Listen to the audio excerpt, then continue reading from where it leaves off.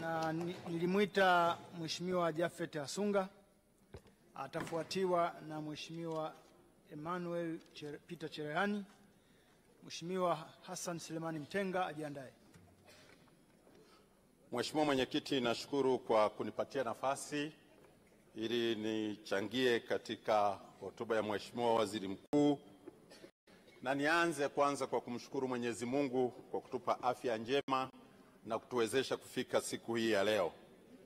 Lakini nitumie pia nafasi hii kumshukuru sana Mheshimiwa Rais wa Jamhuri ya Muungano wa Tanzania Daktari Samia Suluhu Hassan kwa hekima, kwa umakini, kwa ujasiri na uwezo mkubwa ambao ameuonyesha katika kuiongoza nchi yetu.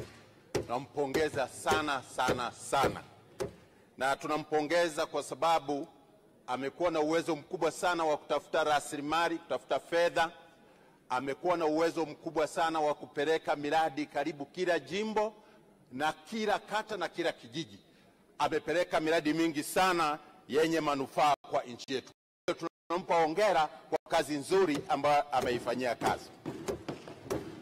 Lakini la pili, nitumie nafasi hii kumpongeza sana Mheshimiwa Waziri Mkuu pamoja na taasisi zake zote zilizoko chini ya ofisi yake kwa kazi nzuri ambayo taasisi hizo na Mheshimiwa Waziri Mkuu umefanya, kwanza katika kusimamia serikali yetu, lakini la pili katika kuratibu majukumu mbalimbali yanayotekelezwa na serikali, na tatu kwa hotuba nzuri iliyosheheni taarifa, iliyosheheni takwimu, iliyosheheni maarifa mengi na mambo mengi ambayo yapo katika hotuba yake. Tunakupongeza sana Mheshimiwa Waziri Mkuu na timu yako kwa ujumla.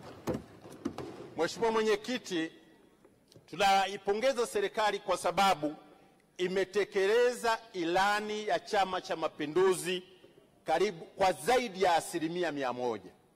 Ilani ya Chama cha Mapinduzi ya mwaka 2020-2025 tulibainisha baadhi ya mambo ambayo yalionekana ni changamoto katika maendeleo ya taifa letu.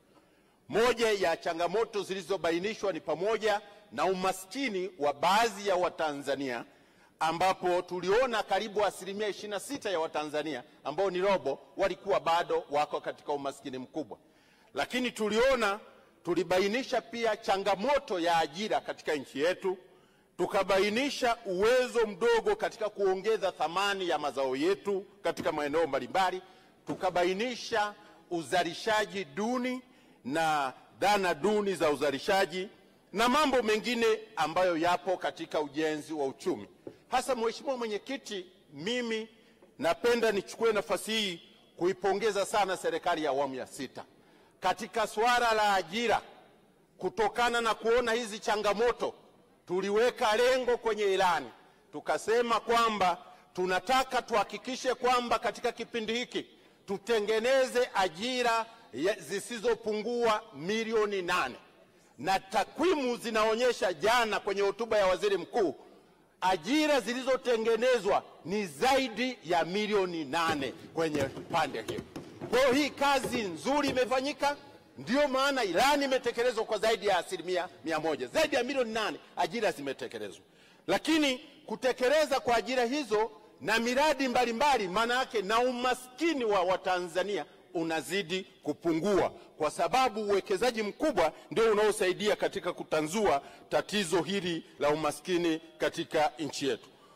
Mheshimiwa Mwenyekiti, sanjari na hilo, serikali ya awamu ya 6 iliweka mkazo katika kuimarisha maslahi ya watumishi wa umma, na tumeona jitihada mbalimbali ambazo zimechukuliwa na serikali katika kuhakikisha inaboresha maslahi ya watumishi wa umma.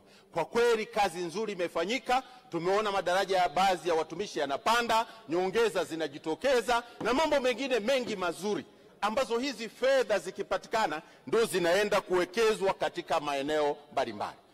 Sasa tumeona pia ofisi ya Waziri Mkuu ikishughulikia masuala ya maslahi ya wafanyakazi katika sekta binafsi.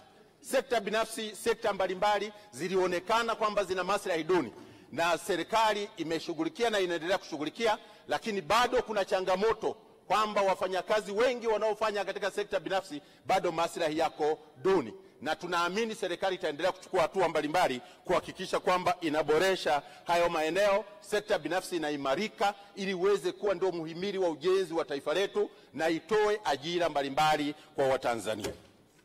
Sasa Mheshimiwa Mwenyekiti, katika kutekeleza majukumu yote haya na katika kutanzua tatizo la ajira, ni wazi kabisa hii changamoto bado ni kubwa, pamoja na kazi nzuri ambayo imefanywa na serikali ya awamu ya 6.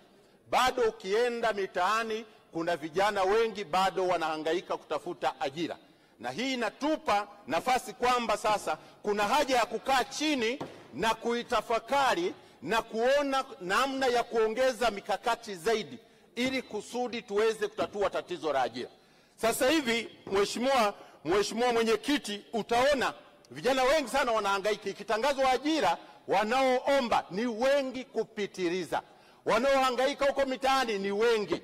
Sasa maana yake lazima tuongeze mkakati wa kuimarisha sekta binafsi. Sekta ya umma peke yake haitaweza kutatua hii tatizo la ajira, lakini tumeona serikali ya awamu ya 6 imetoa ajira nyingi sana kwenye mashirika, kwenye wakala, lakini tumeona serikali imeajiri watu wengi sana, walimu wameajiriwa, watu wa afya wameajiriwa. Bado kuna sekta zingine zinatakiwa. Lakini nitumie nafasi hii kumpongeza Mheshimiwa Waziri Mkuu.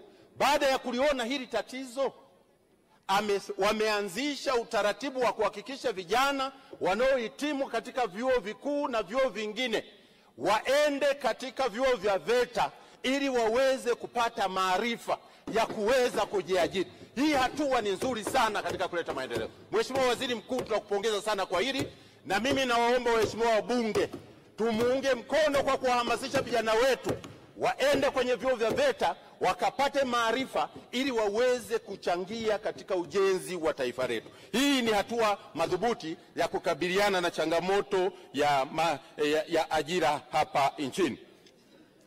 Mheshimiwa Mwenyekiti, tumeona sisi katika jimbo letu la Vwawa na katika wilaya ya Mbozi tulikuwa na changamoto nyingi. Ni mkoa wa mwisho kuanzishwa katika utaratibu wa uanzishaji wa mikoa.